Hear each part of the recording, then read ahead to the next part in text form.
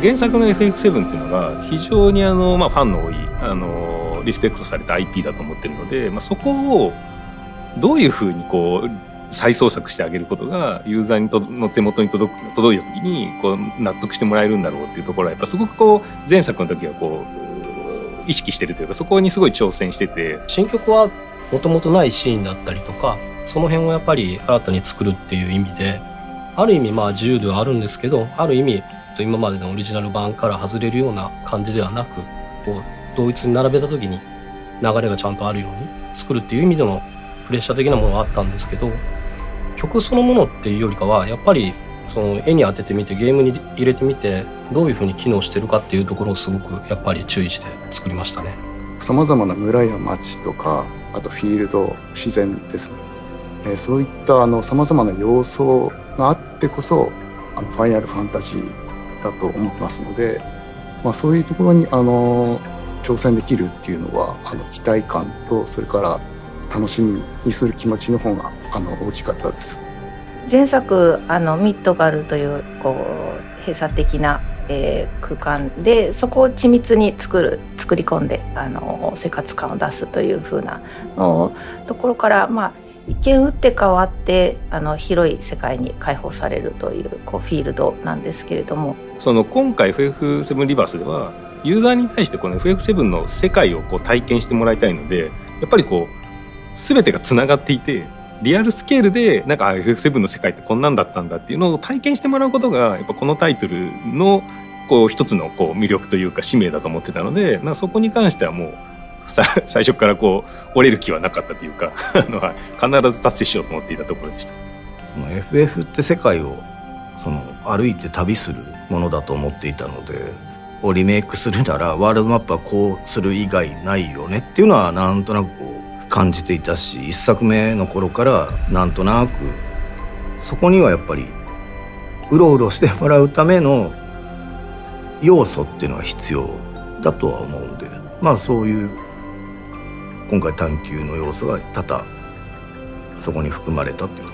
私自身も思ってる以上によりその探索要素っていうのは非常にたくさんギュッと詰め込まれていて、いわゆるクエストやもしくはある種谷をどんどん辿っていくと実は発見しづらいルートがあって、そこの奥にはしっかりとした遺跡があったとか、そういう探索の楽しみっていうのが想像以上に詰まってるので、そこに関しては非常に僕自身も意外だというか、僕自身が思ってたよりも開発チームが非常にワールドマップを魅力的に飽きのこない非常に楽しさが詰まったものにしてくれたっていうふうには思ってます。今作ってメインストーリーだけでも40時間を普通に超えるぐらいの多分普通でプレイすると超えちゃうと思うんですよね。40を超えるプレイボリュームがありながらもサイドコンテンツが多分それの倍近くあるので、ある意味普通に隅々までやってプレイヤーっていうのはもう100時間を普通に超えちゃうんですよ、プレイ体験が。もう20年以上前の作品ですけど、当時プレイした人がやっぱり印象に残ってるっていうのは非常にミニゲームがたくさんあるっていうところだと思うんですよね。特にゴールドドーサーっていうロケーションは非常に大人気で、オリジナルの時はオリジナルの時で最先端のアミューズメントパークとして描かれましたけれども、今作は今作の時代として、一番最先端に思わせるような、テーマパークを作ろうということで、ちょっと時代が変わってますので、今の時代だったら、同じものを表現するときにどんなテクノロジーになるのかなとか、どんな楽しませ方をするのかなっていうところを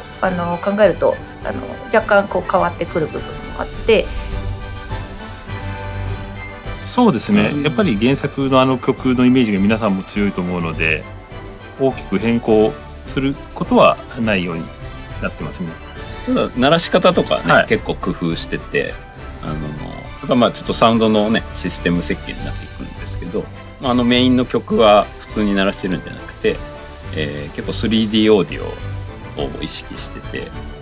上に配置してるんですよ、天井から。なので上から聞こえるように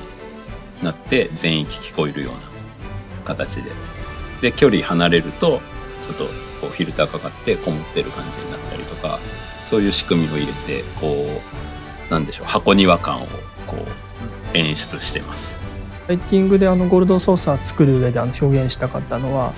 原作でも多少感じられる部分はあったと思うんですけど、エントランスあたりのちょっと寂しい雰囲気だったりとか、そこから中に入った時の賑やかな感じとか、そういった部分をライティングで表現できたかなと思っています。ゴールドソーサーはおそらく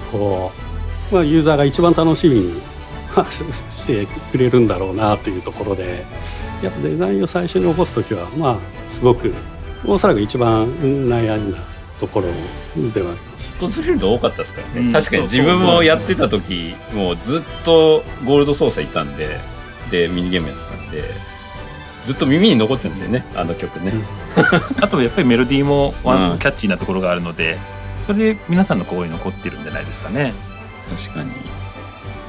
で今回はゴールドソーサーだけではなくて、それこそワールドマップやいろんなところにミニゲームが散らばっていて、で中には原作にはなかったゲーム全編通して遊べるようないろんなロケーションで遊べるようなカードゲームとか戦略ゲームとか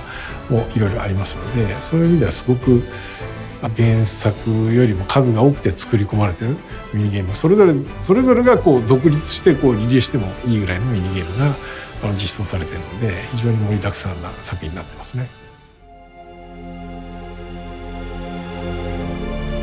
ニブルヘイムに関してもまずはその土地の成り立ち歴史というものを、オリジナルを見た時に本当に山の形とか特徴的なんですけども、それがどうやってその形になったのかとか、そういった考察を最初にしました。デザインにおいてやっぱ気をつけるところはやっぱ寂しい街なんですよね。やっぱ寂しいので全体的な色のトーンとか、そういうところはやっぱちょっと気を使って調整していきました。ライティングでニブルヘムで満足している部分としては、ロケ全体を通じての、少し陰鬱とした感じっていうか、ちょっと怖いイメージが裏に隠れているっていうのをライティングで表現できた部分はあるかなとは思っています。それはニブルヘム村から神羅屋敷、あとニブル山も含めてちょっと他とは違う明るいけどちょっと色味がくすんでいるというか、そういう空気感を表現できたかなと思っています。神羅の開発の影響がニブルヘイムは大きいので、もうそのあたりをオリジナルよりも一目で分かるようなデザイン、生活感も見えるような形で、デザインに入れていったというところで神羅の関係性というのをもっと深く表現できていると思います。そうですね、ニブルの曲やっぱり悲しげな、曲はすごく心に残りますよね。始まりの場所的なね、とこありますからね。やっぱ僕もやっぱ当時プレイしててね、やっぱ印象的なとこだったんで、やっぱり今回不安な心のメロディーはやっぱり他の場所でも使ったりとかしつつ、やはり印象的なメロディーが皆さんの心に残っているのと、あとやっぱり印象的なシーンでかかってたのもあるかもしれないですね。はい。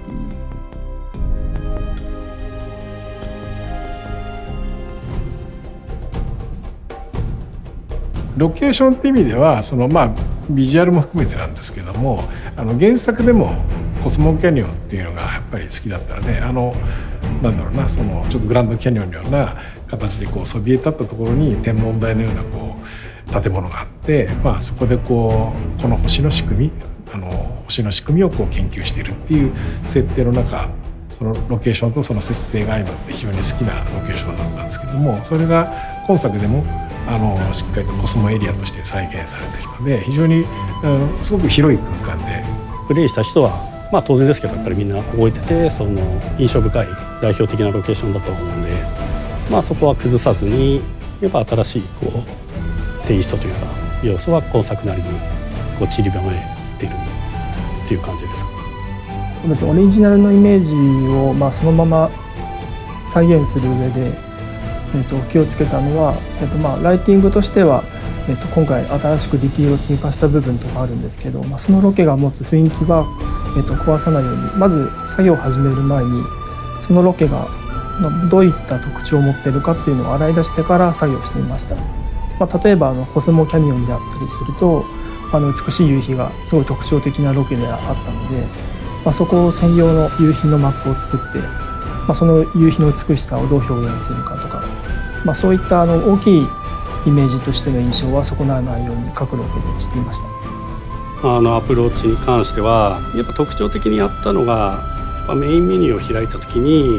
キャラクターが立ってるっていうところです。あれって一応時間帯も考慮してて、昼間開くと昼までだし、夕方の時と夜の時とっていうところでそのロケーションのおおよその時間帯に合わせたグラフィックに対応していると思います。してあります。やっぱメニューを開いた時にそのゲームをやってる没入感っていうのがなるべく失われたくないっていうのがやっぱあるんですよね。やっぱりコスモキャニオンの街だったりとかその辺のストーリーのところは原作準拠で、やってる感じですね。はい、ユーザーの、方々もそこはその原作のイメージが強いと思うので、その後ダンジョンに入ってからは結構今回オリジナルの要素の楽曲が増えております。コスモキャニオン主要メンバーのレッド13の国境ですのでそこにまつわる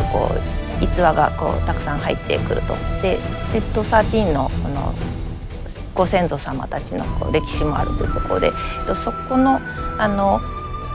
語られない部分のその歴史をどう感じさせるかというところでちょっとしたただの岩肌ではなくて昔の壁画が彫ってあるですとかそういうところもこだわりを持って作りました。その中で自分が一番好きなのは、正直どのロケも遊びの手触りを変えてるんでどれも好きなんですけど、その中でも一個挙げるとしたら私はジュノンエリアが結構お気に入りではあります。で私はパレードの方を担当していてパレードでどういう演出をしたいかっていうところが、すごく手探りな状態になっていて、要は銃を持って何か演技をさせるっていうことをやらせてるんですけど、日本でも、ごく一部自衛隊の方でそういうようなことをやってるところがあってでそこをちょっとリスペクトさせていただいて今回の形に収めています。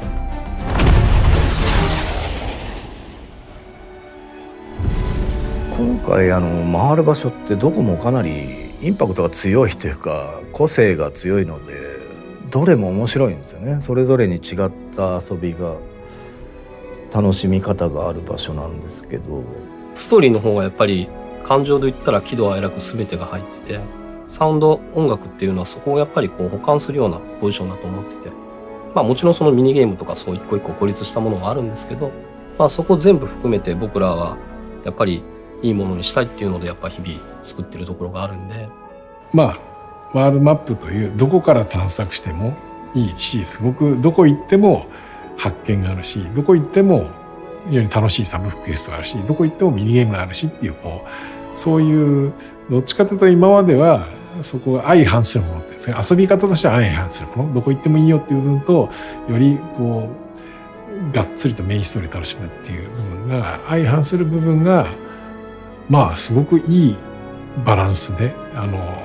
同居してるっていうか融合してるっていう部分は今までない遊んだ時の感覚ですね遊んだ感覚が今までない感覚であるのでそこが一番今作では自信を持てるんじゃないかなと思います。